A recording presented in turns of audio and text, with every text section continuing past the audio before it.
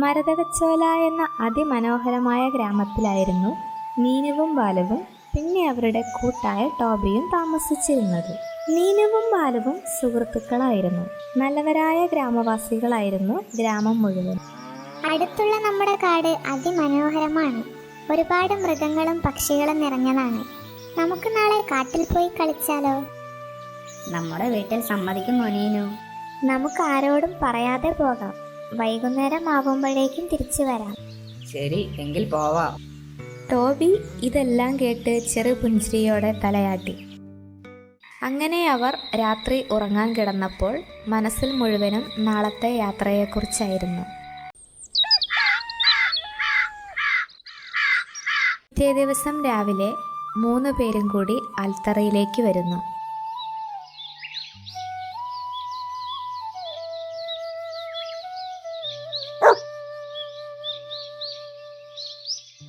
നേരെ ഇരുട്ടും മുന്നേ തിരിച്ചു വരണം നീനു.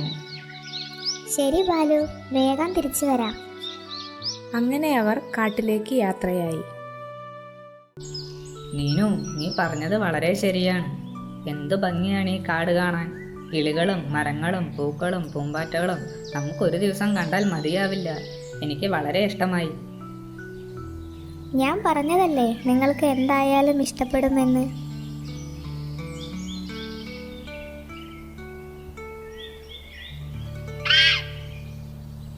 അങ്ങനെ അവർ കാട്ടിലെ മൃഗങ്ങളും പൂക്കളും പുഴകളും കണ്ട് സമയം പോയതേ അറിഞ്ഞില്ല.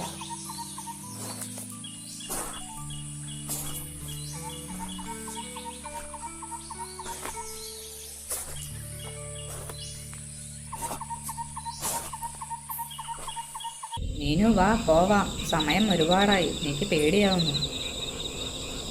ശരിയാ, ഇരുട്ടായി. നമുക്ക് പോകാം.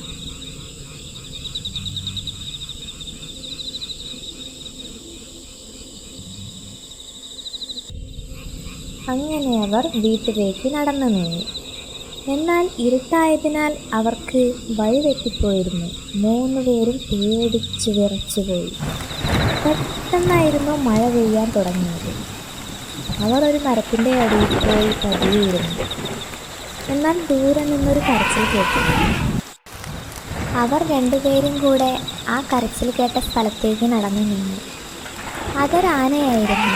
വേട്ടക്കാർ മൃഗങ്ങളെ കുടുക്കാൻ വെച്ച കെണിയിൽ ആന കുടുങ്ങിപ്പോയതായിരിക്കും. പാവം, മീനു പറഞ്ഞു. ബാലു, നമുക്ക് ഈ ആനയെ രക്ഷിച്ചാലോ? അയ്യോ, എനിക്ക് പേടിയാവുന്നു. അത് നമ്മളെ ഉപദ്രവിക്കുമോ? പാവം ബാലു, നമുക്കതിനെ രക്ഷിക്കാം. അതിന് നടക്കാൻ പറ്റില്ല. കാലിൽ നിറയെ മുള്ളുകളാണ്. അങ്ങനെ ബാലുവും മീനുവും കൂടി ആനയുടെ അടുത്തേക്ക് നടന്നു നീങ്ങി. അതിൻ്റെ കാലിൽ മുറിവുണ്ടായിരുന്നു. അവർ അടുത്തുള്ള ഒരു പഴയ തുണിയെടുത്ത് അതിൻ്റെ കാലിൽ കെട്ടിക്കൊടുത്തു. ഒരുപാട് നന്ദി കൂട്ടുകാരെ. വേട്ടക്കാർ എന്നെ കുടുക്കിയതാണ്. നിങ്ങൾ വന്നില്ലായിരുന്നെങ്കിൽ എനിക്ക് എന്തെങ്കിലും ആപത്ത് പറ്റിയേനെ. നന്ദിയുണ്ട്. ഇപ്പോൾ ശരിയായില്ലേ? ആ, വേദന ഇപ്പോൾ കുറച്ച് കുറവുണ്ട്. ആട്ടെ, നിങ്ങളെന്താ ഈ കാട്ടിലൂടെ നടക്കുന്നത്?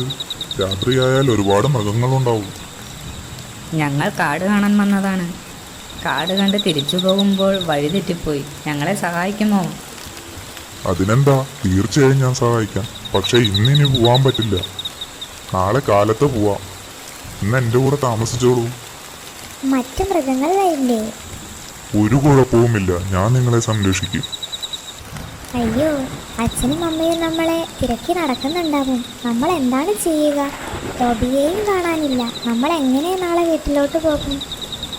ടോബിയെ നമുക്ക് നാളെ രാവിലെ കണ്ടുപിടിക്കാം. അത് കുഴപ്പമില്ല. നമുക്ക് നാളെ വീട്ടിൽ ചെന്ന് ഇവിടെ നടന്ന എല്ലാ കാര്യങ്ങളും വിശദമായി പറഞ്ഞു കൊടുക്കാം. അപ്പോൾ നമ്മളെ തീർച്ചയായും വഴക്ക് പറയില്ല. അങ്ങനെ ബാലുവും മീനുവും കൂടി ആനയുടെ കൂടെ ഗുഹയിലേക്ക് നടന്നു.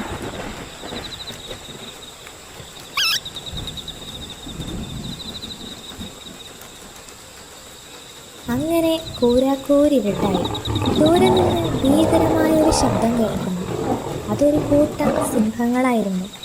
അവർക്കടുത്തേക്ക് ആ സിംഹങ്ങൾ പാഞ്ഞെടുത്തു.